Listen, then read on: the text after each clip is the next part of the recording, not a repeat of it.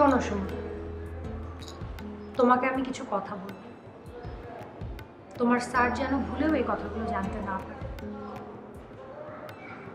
তুমি আমার হয়ে কাজ করো, মানে আমি যা বলবো তুমি তাই করবে, আর সেটার জন্য তুমি আমার কাছ থেকে এক্সট্রা বেতন পাবে।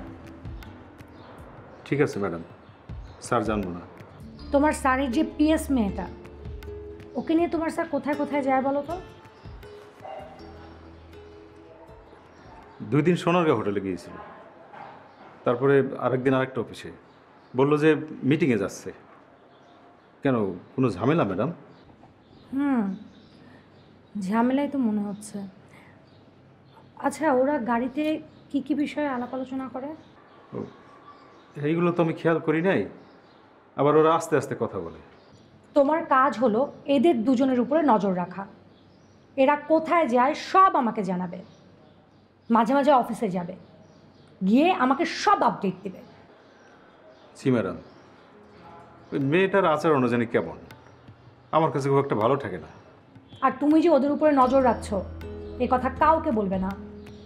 জীবনেও যেন এ কথা কেউ জানতে না পারে, ঠিক আছে?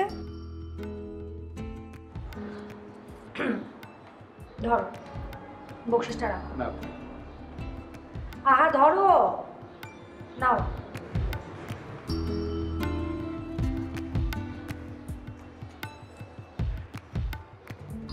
আপনি কোনো চিন্তা করবেন না ম্যাডাম।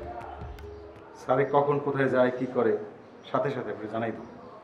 আর ওই মেয়েটারে হ্যাঁ আমি চোখে চোখে রাখবো। ঠিক আছে।